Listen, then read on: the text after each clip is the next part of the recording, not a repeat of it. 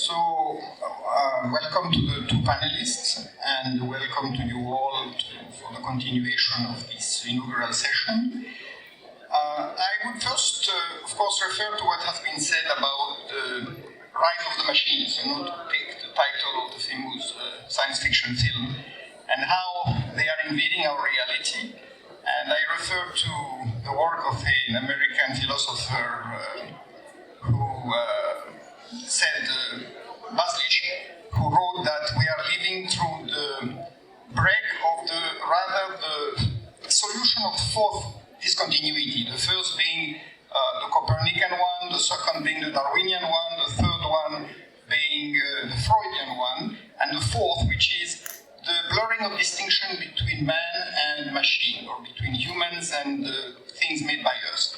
So with this very brief introduction, I will go in alphabetical order, and I will request Professor Brophy to, we want to keep this free going, sort of free-flowing, because we did have some earlier discussions and we exchanged a lot of writings, so we will try to keep it spontaneous. And so I will request both of the speakers to speak, to give us a 7 to 8 minute initial presentation of their views with regard to fairly general questions which I will ask them, and then there will be an interaction, and afterwards we can open it to the other speakers at the conference and eventually to the public. So, Professor Brophy, how do you see nowadays the philosophy behind the creation of machines that are equipped with artificial intelligence and very soon with quantum computing abilities? Do you think that this is a sort of mimicking of the human mental abilities? Or in the sense that it is essentially a copy, but it doesn't go beyond instilling data and then having machines learn how to use this data, but without any thinking of their own? Or do you think that machines can indeed acquire intelligence, because if intelligence is, might say, all over the universe, it is literally pervading the universe, then can machines essentially be equipped in such a way that they can capture it just like we do?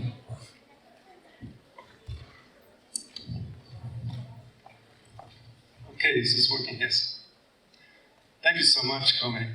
And a quick thank you to the India Foundation and Nimhans for organizing this really extraordinary conference. I hope it will be the first of many and a regular event going forward. Because in my view, this effort to bring consciousness into our scientific understanding of the nature of reality is the most important unsolved scientific problem of our time. So I'm really pleased to be here, and I was very appreciative of the talks that went earlier. I prepared just 3 quick slides to give us a sort of a visual outline to help the concepts that I'm going to talk about. Can we start with the first one? There, okay. 6 years ago, AlphaGo, a computer, robot, crushed the greatest Go player of all time, Lee Sedol, in a much publicized event, Go match.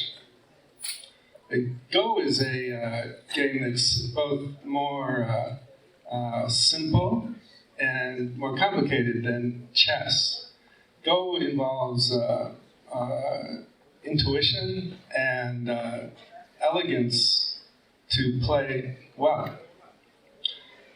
25 years ago, when the IBM computer Deep Blue beat the world chess champion, Garry Kasparov, those of us who play these games as a hobby, we hoped that Go might be so complex that, because at that time, Go computers were very bad.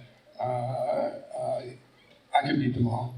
And we hoped that the game of Go would be so complex and involve intuition that it would be a very long time for computers would beat the best Go players, best human Go players, and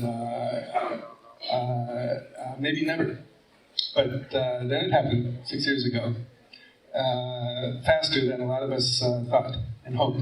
But it didn't destroy the game of Go like a lot of people thought. It ended up that humans now, the top human players, they learn from the Go robots. AlphaGo, it was a machine learning neural network algorithm, and it learned how to play. It learned by playing humans first, and then by playing versions of itself to get even better than humans. And now humans learn from the Go computers, the Go robots, they're learning strategies of Go that humans playing alone may never have gotten to, or might have taken thousands of years. But this combination has accelerated the game of Go for humans as well. So this, and there are gaming robots in other fields as well, like online poker, and they do very well there too, and they win a lot of money off of the human players. So in this area, these gaming computers, they pass a sort of Turing test. When you play them online, you can't tell whether you're playing a human or a robot. So they are very domain smart, almost, well, essentially transhuman in a way. Humans now learn entirely new types of strategies from them. But is AlphaGo conscious? Is AlphaGo conscious? So in the next slide, I want to talk a little bit about what consciousness is. And slide number 2, please. So, on the flight out here from California, I reread Swami Vivekananda's lectures or speeches in the United States in the 1890s, starting with the great World Parliament of Religions in 1893.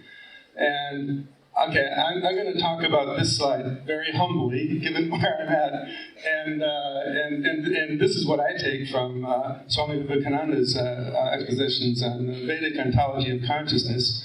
And he was speaking to Americans, so he's probably giving the Vedanta for Dummies version.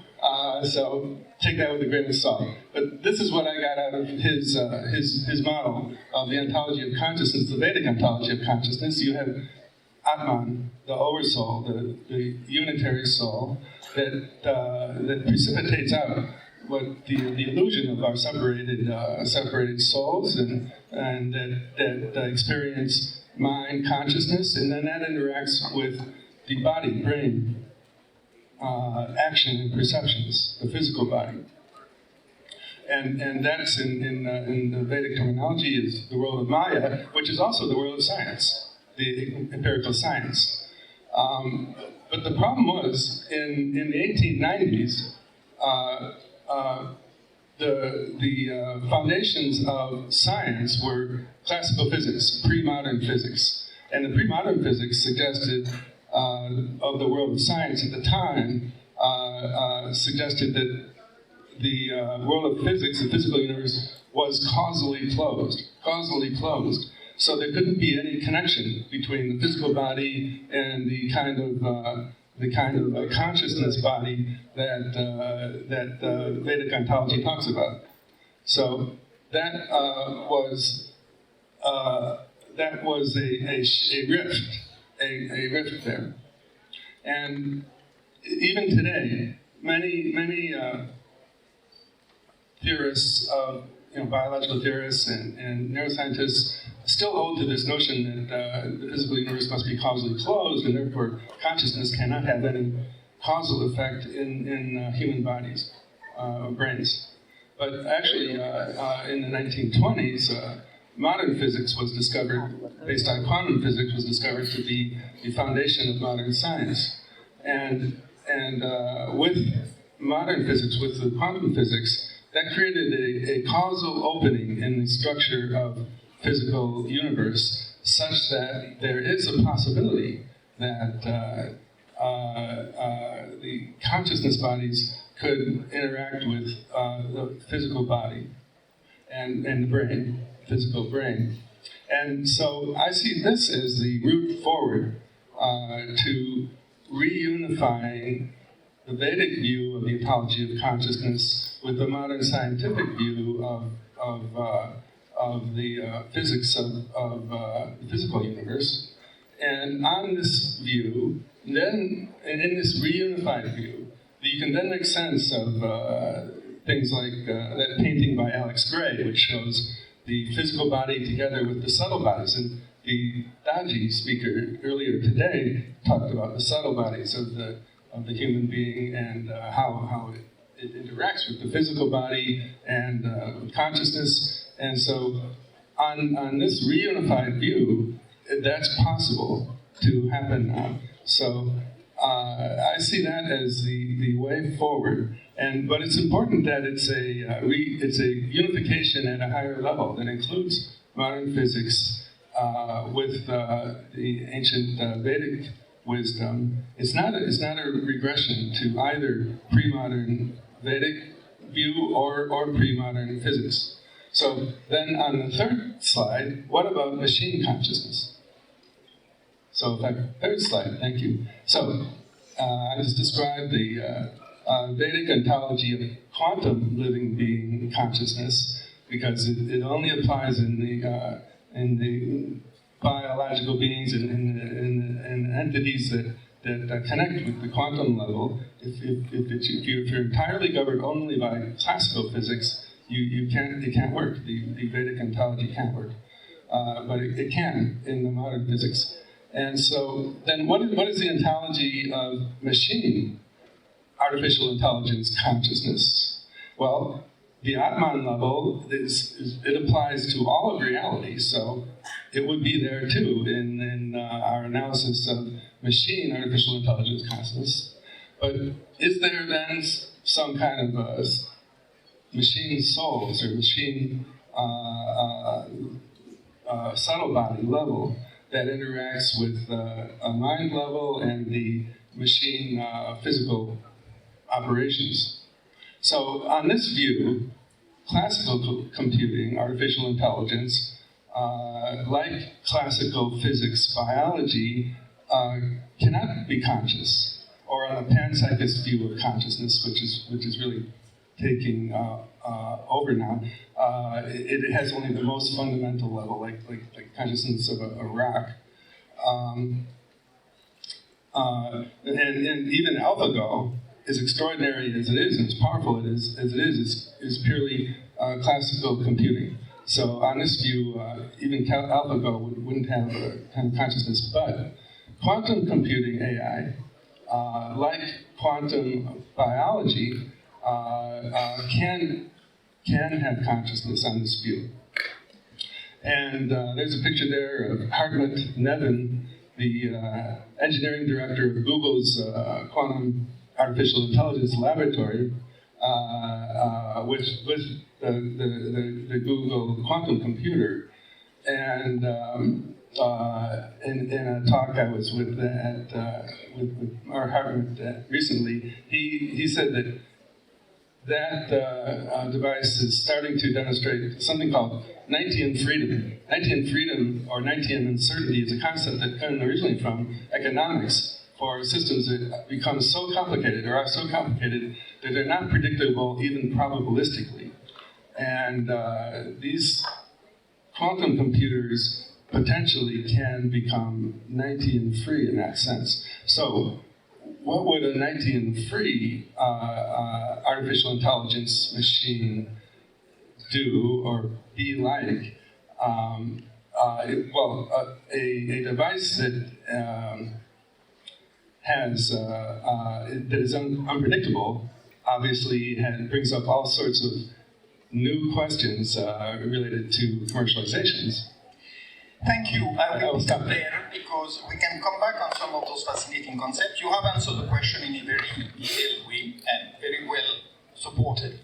Now, I will request Professor Kanchi Gopinath, as a Sanskritist as well as a computer scientist, to tell us, in his perspective, what is the contribution that Indian traditional thought, beginning with the very logic and the very structure of Sanskrit, going into the various aspects of philosophy, not only the highly intellectual ones, but also the popular literature, where you see artificial intelligence, computers, and robots back in the ancient Indian texts, like Brihad Katha and several others, in Buddhist, in Buddhist sutras as well.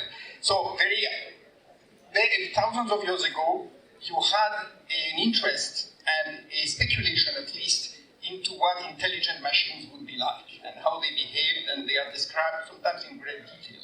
So, Professor Gopinath, give us your insights from your own experience in this field, both in science and in ancient philosophy. Thank you, Carpentier. Thank you.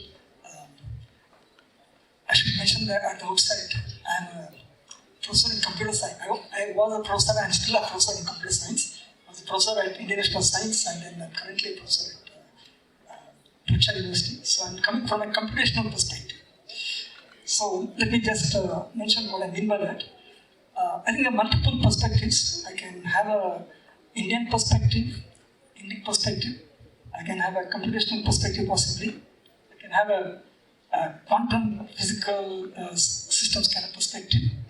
I can also have, let us say, a self-organizing systems kind of perspective. The multiple perspectives possible. I'll touch upon a few of them. I don't think I can. There's enough time to go through all of them. Let me just mention that the Indian conception of, let's say, reality or the mind, etc., is quite deep. For example, you have the notion of jnanendriyas and karmendriyas. Basically, you might think of it as input-output devices. And then you have what is called chitta, which is basically, of course, there are multiple definitions, but one definition of that is storage. Basically, just like in a computer, you have input-output and also storage. And then there is this manas, which is basically the I/O controller, which manages all these jnanendriyas and karmendriyas. And then you have ahamkara, which is basically the thread of execution in a computer. And then you have this buddhi, which is the integrity facility. Or you can also map it to consciousness, for example. So that is one kind of model. And you notice that if you look at jnanendriyas, basically the ability to smell, touch, etc., in current artificial intelligence or deep learning kind of models, it turns out those problems are quite well handled by what's called deep learning. For example, I can give a picture and then multiple pictures and ask it after training whether it can recognize it or even some slightly different versions of the same. And you're able to do it, and this is basically the ability to, let us say, sense vision or speech and touch and those kind of things. This is basically done through deep learning.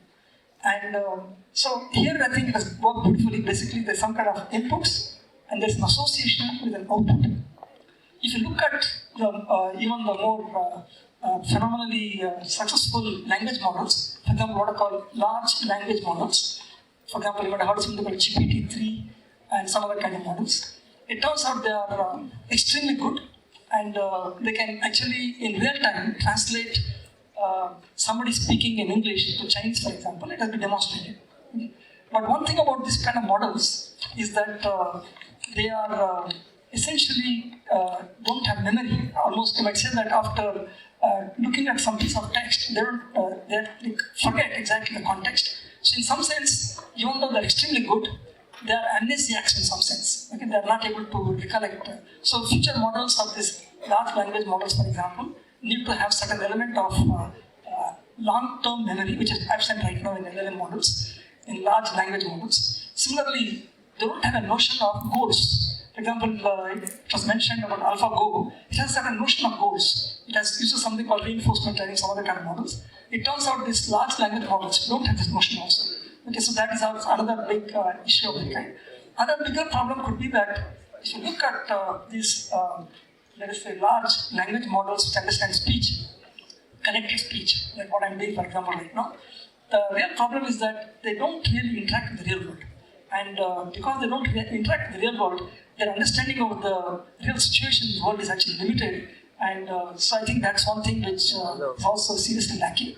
And I think that's something which has to be done. The one issue is that in spite of the limitations I mentioned, they're phenomenally successful in understanding speech, translating, they're able to recognize faces, all kinds of things they're able to do. But they also expend a lot of energy. And basically, you notice that it uses very large computational powers. And because of that, if you extrapolate the current needs for doing even larger scale projects that requires ability to interact with the real world, the computational burden on those systems is going to be dramatically very high.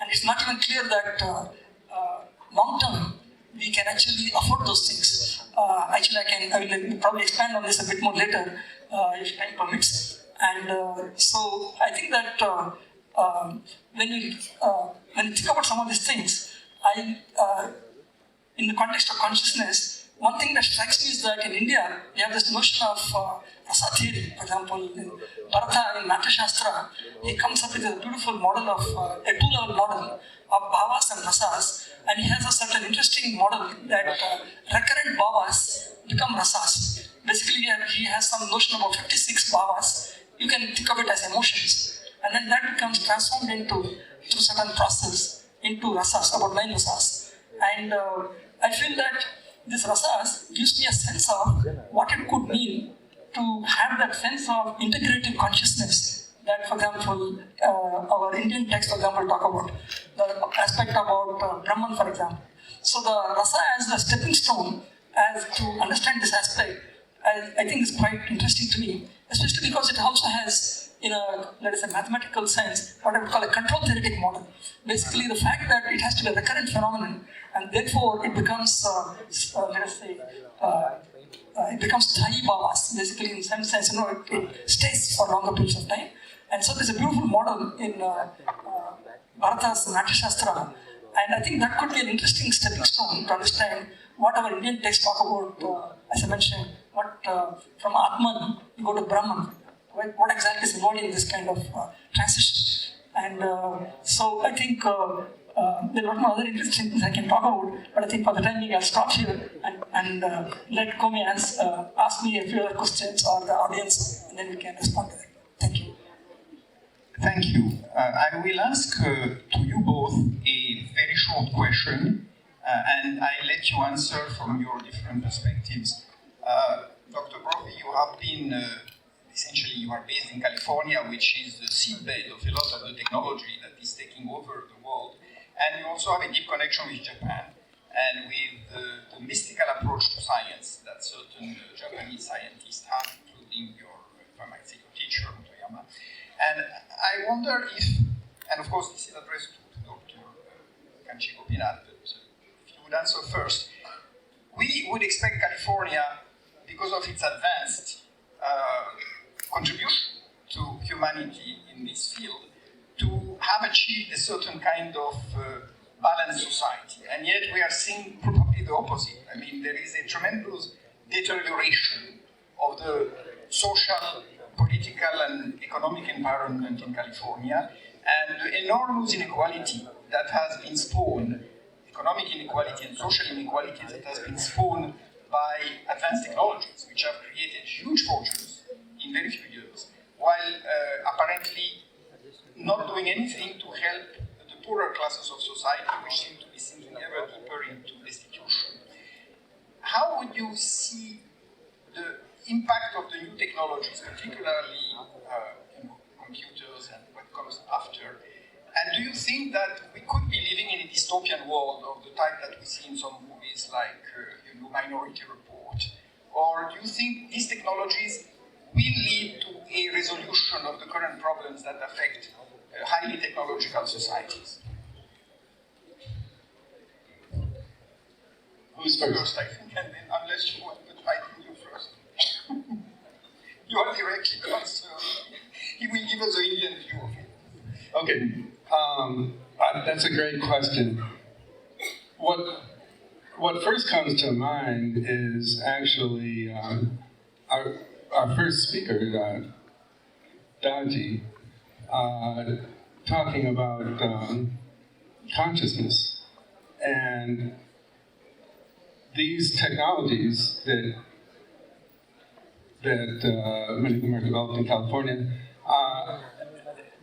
like AlphaGo, they are great at intelligence, but they aren't even close to consciousness yet. And they are developed for particular purposes, usually commercial purposes or military purposes, and they aren't developed with sustainable global society in mind.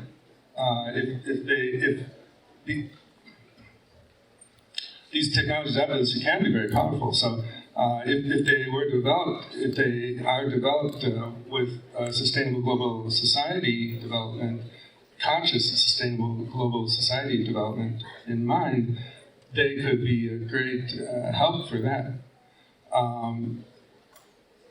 But they aren't close, on my view, to being what operating in a way that we call and we experience as conscious. I will make a slight sort of adjustment to the question addressed to you, Dr. Gopinath. From the Indian perspective, knowing that India is becoming a great power in these new technologies and will be certainly a world leader in the coming few years, how would you see the way in which India could shape those technologies and develop them in such a way as to make a positive contribution to society and worldwide, while avoiding some of the pitfalls that have actually, affected very advanced, technologically advanced societies nowadays? Thanks for this great question. I think that if you look at the recent Indian experience, especially for example, we had this COVID as a big blight on our country and other countries. I think the way India handled it, I think, is a good example of the integrative intelligence of the current way of doing things in some sense. Basically because we had about 1.4 billion people and we had to vaccinate them and we had to do it in a very fast, in a very small amount of time. And I think we had sufficient digital infrastructure that is already in place, which I think is helping us to cope with this problem. And I think that in the future, if a similar, let us say, compassionate perspective with respect to, because, for example, in our country, as of almost everybody got this vaccination free of cost. I think that if such a perspective is available in the future going forward, I think that what we call, for example, in Shastra, in Indian Shastras, we say that when you study a Shastra, we need to have what's called a prayojana. Why is it that we are doing this? And if this prayojana aspect of AI is clearly understood, then there is a good possibility, just like we are able to handle the vaccination challenge, the development of vaccines, as well as the actually vaccinating all the people, I think we can probably have a certain, let's say, good chance of handling the problem. I think that my own thinking is that AI is certainly a very powerful technology, but it is an extremely energy consuming technology. And I think that as of now, human beings are better at handling the variety of situations we find ourselves in. And actually there have been some interesting extrapolations. In Semiconductor Research Association in US, for example, they actually said, suppose we are increasing the number of digital, let us say, let's call it transitions from 0 to 1, 0 to 1. Because when you do a cell phone or whatever, right, we do a lot of zeros and ones. Suppose we compute the number of all the transitions between 0 and 1, and we extrapolate what is currently the situation right now, and to 2040, for example. Their computations show that if you were to go at the same rate what we are doing right now, you will exhaust all the energy available to all of Earth right now. And basically, it's completely unsustainable.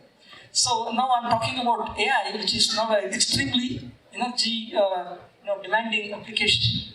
And therefore, I think the possibility that you will do this on a very, very large scale is somewhat difficult. Basically, the reason is that currently, from a device physics point of view, it turns out that if you take a switching circuit, we are about 10 or 12 orders of magnitude less efficient than what the device physics proposes.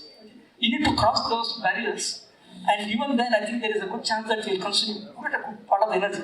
As of now, for example, electronics alone consumes about 2% of the energy consumption. So if somebody says that I'm going to increase AI penetration by some huge number, it's going to, unless there is some other counteracting aspects, it's going to pull out lots of energy out from the system, which is not going to be sustainable. So I don't think large populations can afford this expensive AI technology unless some dramatically unusual things happen. Probably quantum computing can do it, I don't know. But other things, there might have a lot of other things that have to come into the picture. As of now, to me, there's a big problem of making AI. For example, I mentioned about these large language models available on every cell phone. I think part of it is possible, but some other things may not be that easily possible. So I think there's still a lot of scope for large groups of people doing something interesting, not just leave it to the, let's say, the AI part. I think that's a really interesting point about the energy consumption and the limitation there. And I think that relates to the point about the quantum level connection being the key to how consciousness operates in an entity. And it may be that biological entities evolved with such complexity, and the human brain is really extraordinary biological evolution. If it really does operate connected to the quantum level, that's probably the most energy efficient way to do that sort of thing. And so doing it this kind of brute force way is going to be vastly limited by energy and other types of limitations. Can I say something at this point? Actually, it turns out, it's a good point. I think basically it turns out, for example, if you look at chlorophyll, it uses some quantum phenomena of some electron transport, and that is extremely efficient. And there is almost no other mechanism known which is as good as that when it comes to transforming sunlight into, let us say, our food, for example. And I think that we need some such amazing, let us say, developments, so that we are not demanding too much energy from what already we have a serious energy crisis as of now, and demanding large-scale computing systems which have even more power.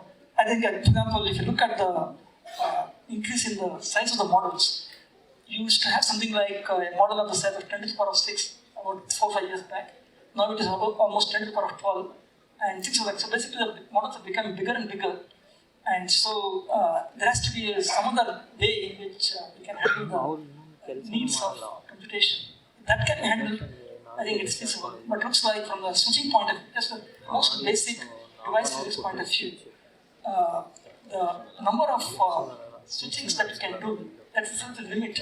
What kind of AI is possible in the future?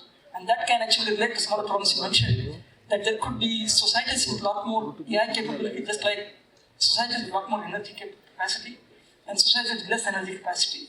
There could be certain issues with respect to how people divide up that, you might say, energy/switching capacity across nations, across communities. That can be actually an interesting, let us say, way in which things can actually, let us say, progress, I should say.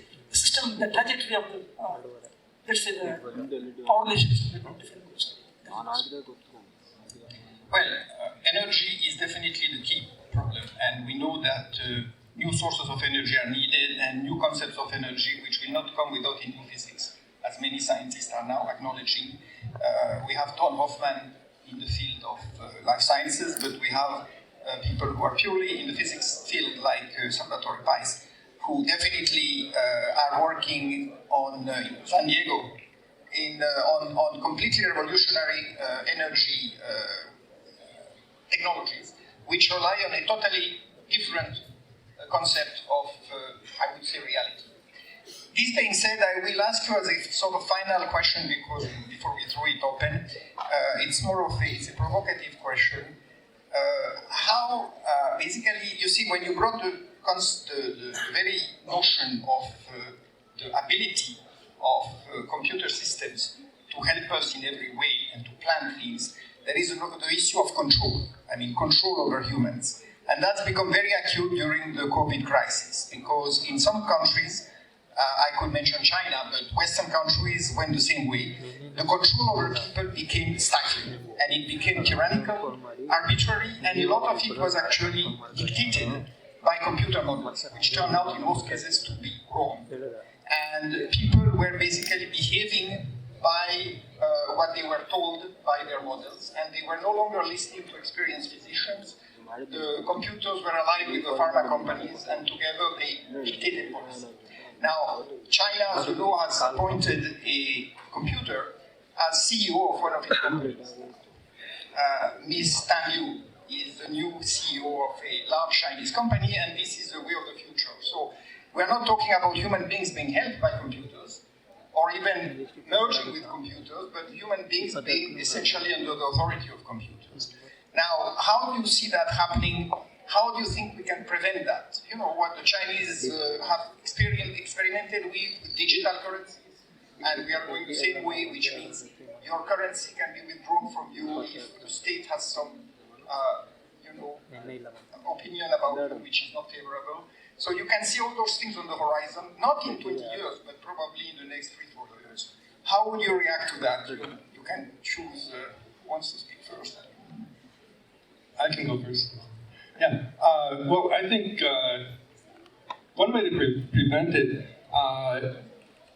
this is going to come from my perspective as a fundamental scientist. So, awareness of this fundamental science of consciousness, and that all these technologies, they're still classical computing, and I think when we make progress in understanding what consciousness really is and incorporate it into our model of reality, then we'll see that these computers are still classical computers, and we would understand why we wouldn't want them to be our CEOs.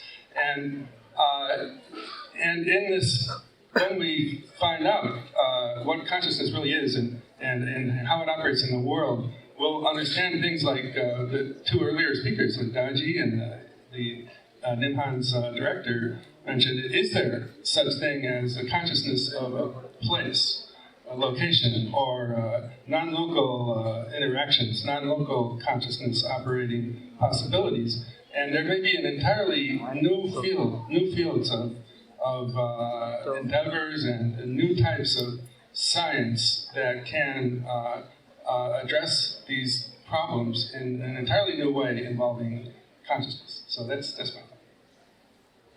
Yeah. I think from an Indian perspective, I think that in India, for example, we extol people who are renunciates, people who don't gather too many things.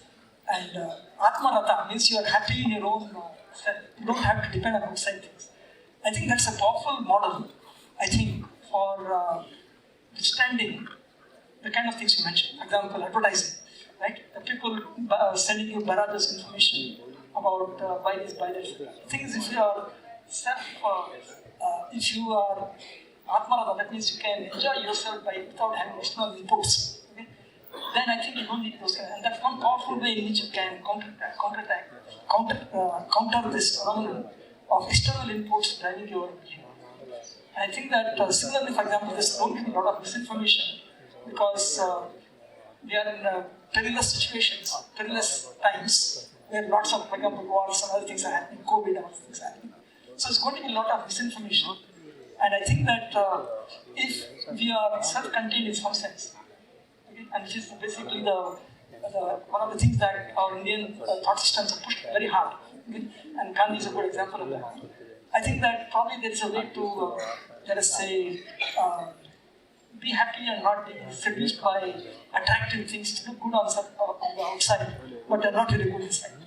So I think AI could be a great example of a technology which, if used wisely, can do wonders, but it's unlikely to be that simple a case. So I think if we develop that vaccination against these temptations, I think we are going to be in a good shape. And I hope that this Indian perspective or the Indian perspective, Eastern perspective, I'm pretty sure that similar perspective exists in the Western world also. I think those kind of perspectives, they become prominent, I think we are in a better shape than otherwise. Thank you very much. I think we can now open it for a few questions or comments. I would perhaps first invite the other speakers at this conference if they have any particular comment or question. So I think Professor Hanky, first row, and then first row, and then Swamiji, Swami Narasimhanandaji.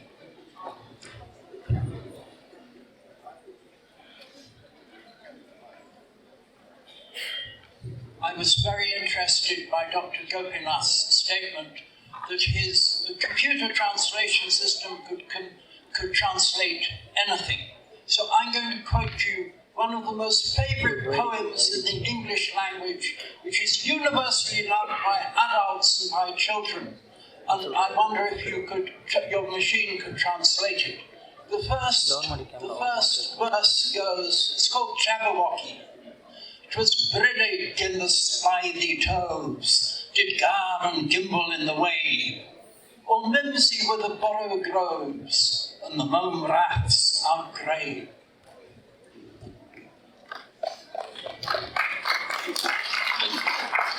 I might add that humans can translate it. Thank you for that.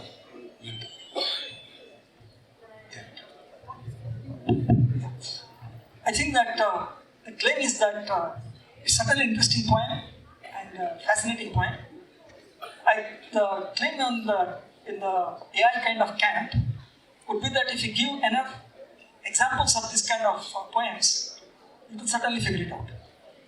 It is agreed that one shot that is given the first time, it may not be able to make any sense. But if you give about 100 or 200 or probably 1,000 samples, and a certain approximate idea what it could be, suddenly it will, the claim is that it can do. Okay? And it has been shown in many other disparate circumstances that it can do some of those kind of transactions.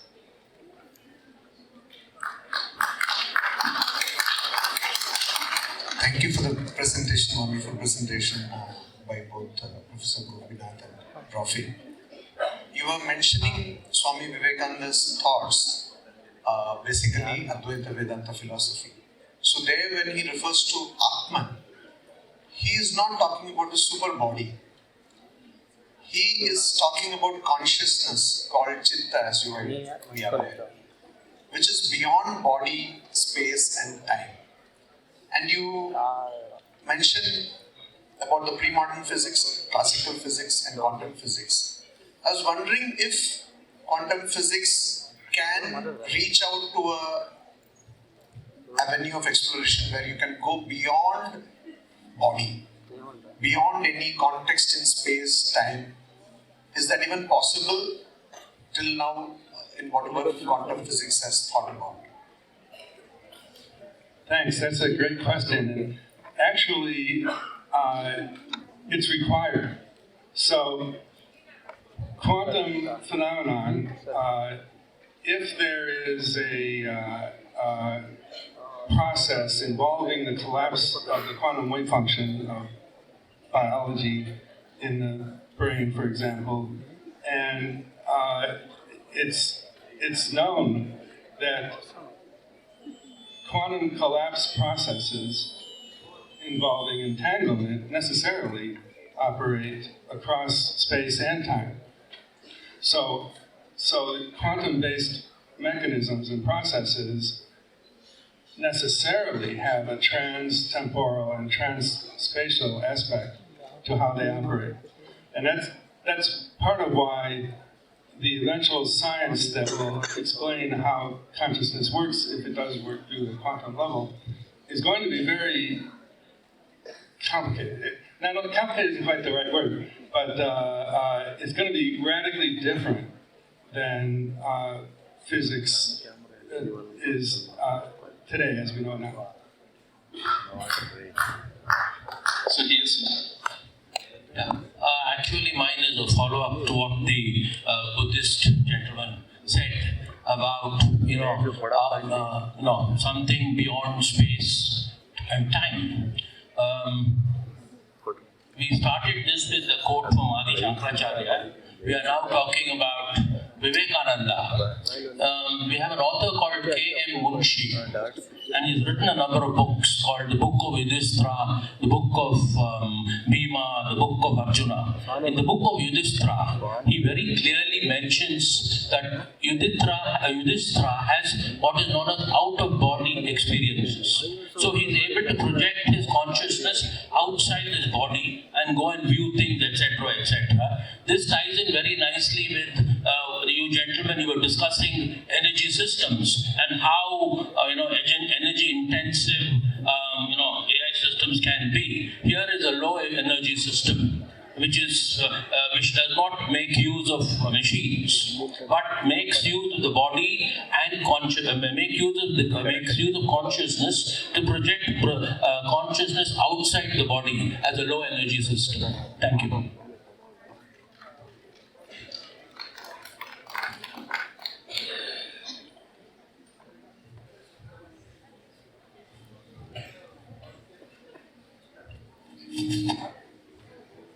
I'll give you a threshold test for the issue of our computer, whether quantum or otherwise conscious. We know that all consciousness is interconnected and interdependent. We know this. I'm an experimentalist, so this is all from experimental work.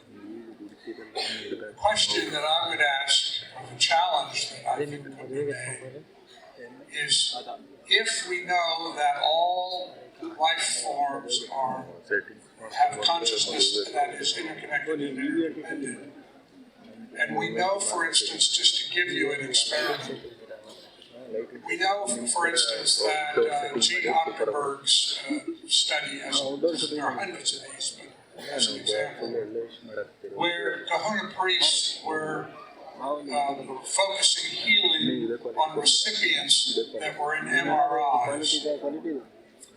And there was a light bulb in front of them. And when the light bulb came on, they focused on their healing intention. And when the light bulb went off, they quit.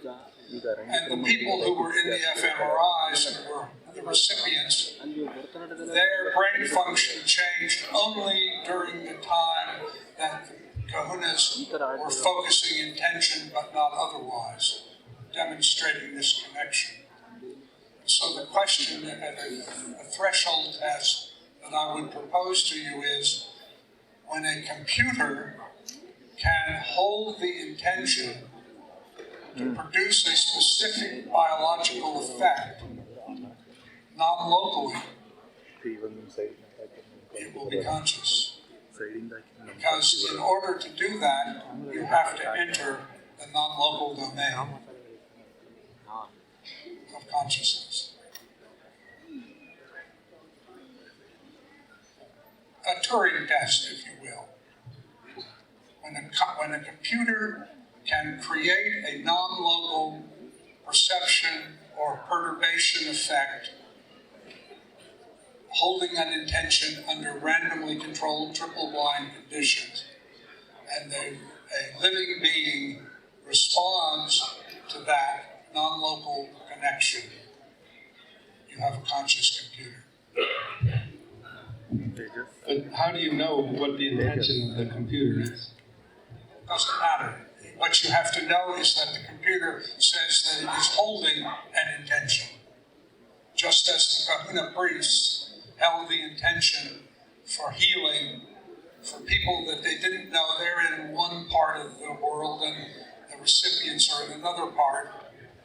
And when the light bulb went on, they held intention when the light bulb went off, they didn't, and that was controlled by a random number generator, so it was completely triple blind, and only when the recipients were the focus of that intention did their brain function in the prefrontal cortex react.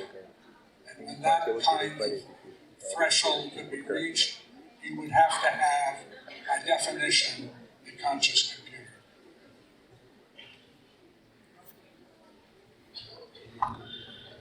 So can you hear the left side, right side? Hello?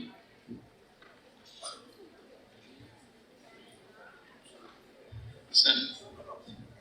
In space, you bring a very nice point up here. Because what is this delay? It's a time scale. So you delay your intention, despite you have named it. Yeah? Maybe that intention may be beneficial to delay later in a different context. So for that you need your agent a certain different times of the time scale. You cannot delay the intention otherwise. If you could argue with it, but it doesn't matter. But I think what is important here for this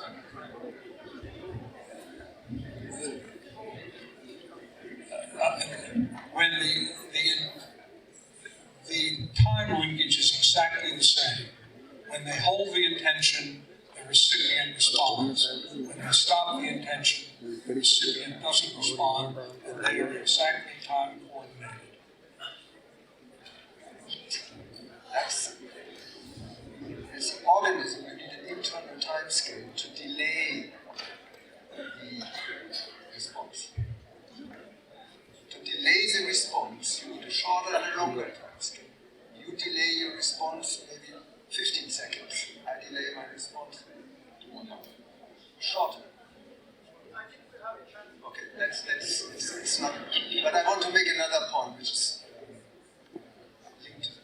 You both pointed out that the problem of the current AI is not adaptive. Or marginally adaptive.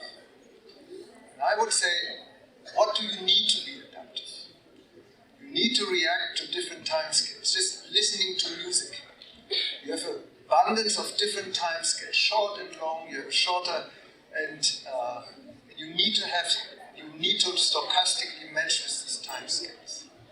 And that makes you adaptive. That makes you a synchrony, experience of synchronization, which I often heard here from meditators. And I think that alignment, as I like to call it, synchronization, is really lacking in the current AI. Maybe what you said, the entanglement, the trans-temporal spatial entanglement, might offer option for that. And we were discussing here, he was asking, going beyond time and space. You answered with trans-temporal, trans-spatial. But that still implies, conceptually, still time and space. And that would probably not address his question of going beyond. It doesn't mean that I agree with him, we discussed it, but I think it's a very important thing, and that's where I think we need to go into phenomenology. And then we need to see subtle differences with phenomenology, how we can implement it in our design and what is needed. Yeah? And from my point of view, that's my personal point of view, the different time scales are key. Not only the time scales of the brain, also the time scales of the environment, the different time scales. Yeah. So that's. So,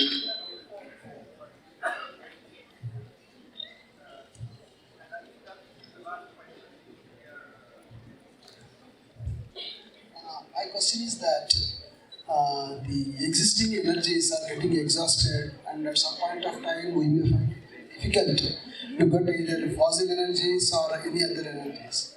There is also some kind of thought process going on that sound is going to be in future used as the main source of non-polluting energy. And some of the spiritual leaders in India are referring to various Vedic texts and all that, where sound can be used as an additional source of energy in future. If Dr. Gopinath can give me some idea on that, I need to clarify my doubt. Hello? I think my understanding of use of sound, pranava for example, right? This Om, I think it's more about setting up oscillatory circuits in your brain. I would say, I would put it in a simple way. Okay? I think it is basically, if you look at all the interesting theories, there's some recurrence in it somewhere. For example, you look at, I mentioned the rasa theory in Bhava, right? Rasa and Bhavas. Recurrent Bhavas become rasas. Similarly, in neuroscience, people talk about the fact that when there are oscillations set up, then there is possibility of memory, for example, right? The way so that, and you'll also see this in other disciplines also, when you find that to get stability, you need to have a sort of repetition. I think the sound energy, what you were mentioning, I think is some kind of subtle energy that can be incorporated in our minds, and then certain, let us say, circuits are, let us say, we keep it going in motion, and that basically helps us to reach a different altered state of consciousness, I suppose. I think, for example, even when you do this Brahmari and those kind of meditation, you find that this is something we experience, right? When we do that meditation, you sense it. So I think it's more, I think, input to get started rather than the thing itself. So that's regarding the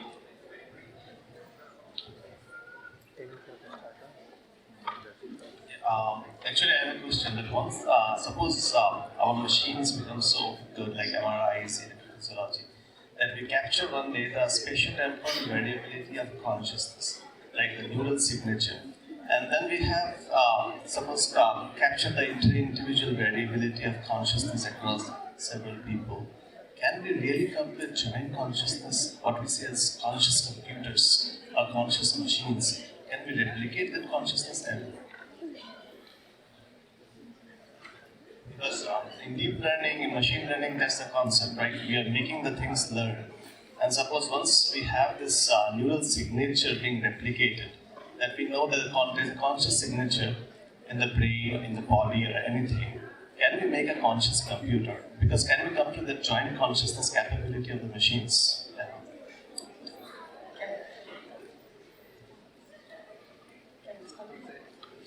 I think that my own understanding is that unless that you have embodiment of consciousness, ability to interact with the real world is going to be limited. And I think the very act of embodiment itself creates its own, let's say, I wouldn't call it difficulties. It circumscribes what is possible. So I think that's why I don't think it is possible to expand in unlimited number of ways. So there's always be some limit somewhere, because there is either because unless you interact with other parties, you don't really, your levels of intelligence also doesn't grow up. For example, if you look at AlphaGo, etc., it played against itself. You keep doing it multiple times, then you start developing something. Because basically, you need a certain ability to interact with other parties. And that's why, for example, we say, Vade, Jayate, Buddha. Basically, you keep debates, then you get Buddhi. So that without that debates, without that interaction with other parties with similar capabilities, you don't really benefit. So I think, but unfortunately, you need that embodiment somewhere. Because otherwise, you won't be able to interact with the real world. If you are just purely ethereal, that ability to interact with the real world at distance is limited. So that doesn't really help us. Yes, that's why they say that disembodied beings envy embodied beings like humans. I'll ask Professor Brophy perhaps to make one final word, if he has any comment before we close. Sure, one quick comment actually on the last question. In my view, consciousness is everywhere. So the question is really, will machines ever exhibit consciousness similar to biology? And I think machines will eventually have some kind of a more complex consciousness, but there'll be machine consciousness. Because I think biology has evolved to be biological consciousness And so for a machine to be like biological consciousness, it had to be physically like biology. But I do think a new kind of machine consciousness will eventually. Yes, a biological machine eventually, that's coming around the corner. Ladies and gentlemen, I think it was a fascinating debate, and we got, in the short period of time, we got a number of insights from both East and West about where we are going with this new technology. So I will now essentially request our friends at India Foundation and Nimhans to felicitate the speakers. And I wish you otherwise a good evening, and we will, of course, for many of us, meet tomorrow for the continuation of the conference. Thank you so much.